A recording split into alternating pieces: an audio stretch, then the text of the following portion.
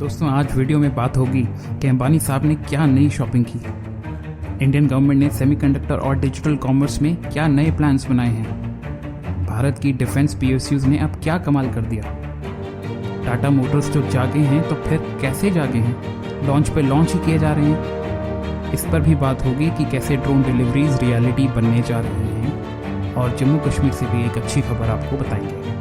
दोस्तों, भारत के दो सबसे अमीर बिजनेसमैन अंबानी और अदानी इस देश के 135 करोड़ लोगों की अटेंशन चाहते हैं। ये दोनों बिजनेसमैन अपने मीडिया हाउसेस तैयार कर रहे हैं। हालांकि रिलायंस ऑलरेडी इस बिजनेस में है अपनी सब्सिडरी टीवी 18 के माध्यम से, पर वो अब इसे नेक्स्ट लेवल पर ले जाना चाहते हैं। अदानी ने भी एक मीडिया बिजनेस रिलेटेड सब्सिडरी बनाई है। दोस्तों, वाईकॉम 18 जो कि रिलायंस का एक लोकल जॉइंट वेंचर है यूएस की वाईकॉम के साथ, उसमें जेम्स मर्डॉक जो कि पहले स्टार टीवी, हॉटस्टार जैसे नेटवर्क के मालिक रहे थे, और उदय शंकर जो उस बिजनेस के सीईओ थे, लगभग 1.8 बिलियन यूएसडी इन्वेस्ट करेंगे। स्टार नेटवर्क के सारे एसेट्स डिज्नी को बेच दिए गए थे कुछ साल पहले, अगर आपको याद हो तो। दोस्तों, लगता है भारत में नेटफ्लिक्स, अमेजॉन प्राइम और सोनी जैसे बिजनेसेस के लिए खतरे की घंटी बज चुकी है।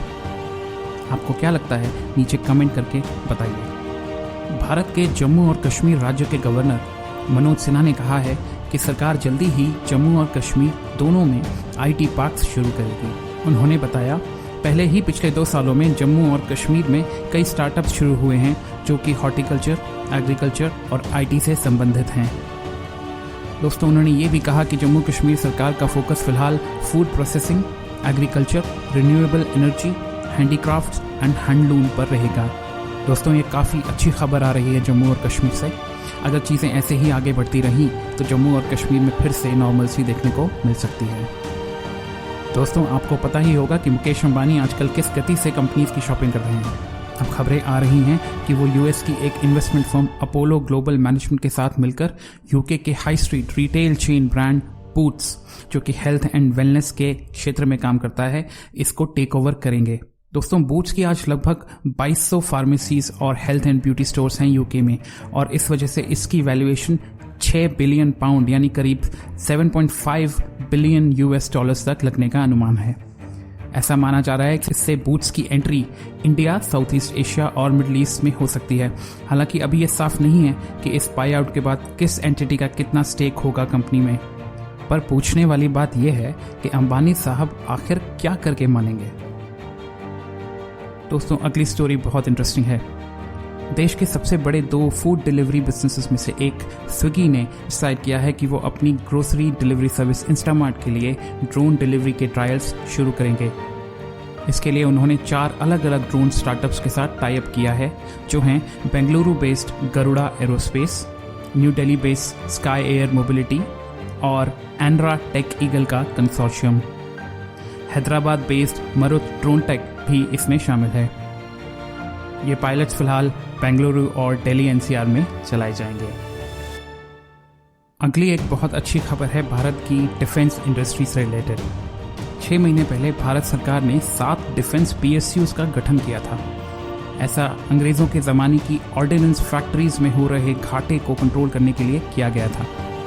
दोस्तों, अब इन 7 में से 6 कंपनीज ने प्रोविजनल तौर पर प्रॉफिट दर्ज किया है और लगभग 8,400 करोड़ रुपए का टर्नओवर बना लिया है।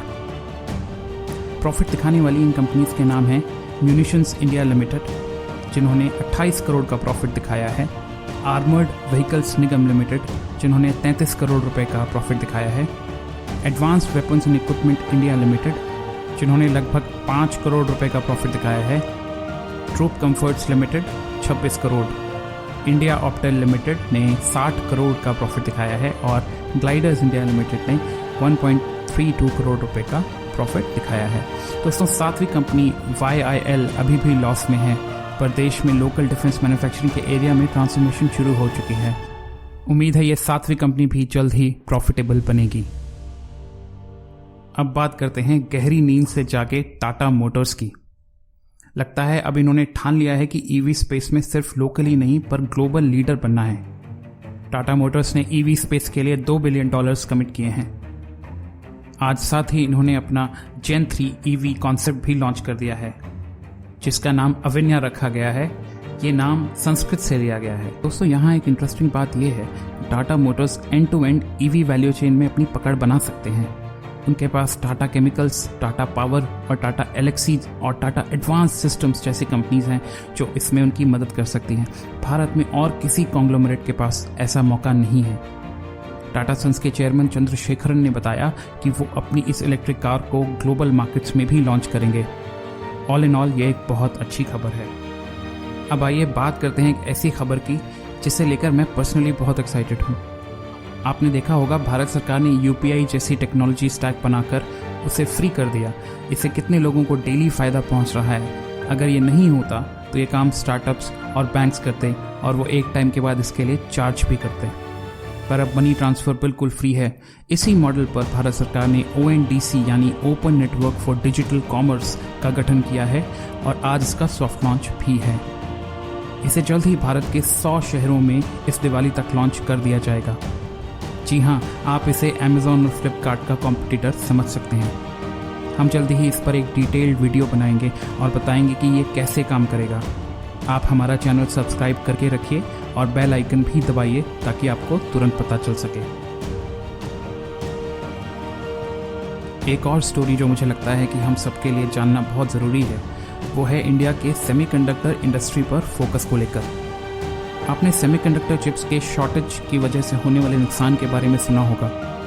इसी के चलते गवर्नमेंट ने प्लान बनाया है कि चिप्स पर एक्सटर्नल डिपेंडेंसी कम करने के लिए भारत में कम से कम 10 फैब्स लगाई जाएंगी आने वाले कुछ सालों में। इससे न केवल हमारा इंपोर्ट बिल कम होगा पर हम आत्मनिर्भर भी बनेंगे और हो सकता है एक दिन चिप्स के नेट एक्सपोर्टर भी बन जाएं। इसके लिए इंटेल, TSMC और सैमसंग से ऑलरेडी बात चल रही है। इसी दिशा में सरकार ने 10 बिलियन USD का एक पैकेज भी डिक्लेयर कर दिया है।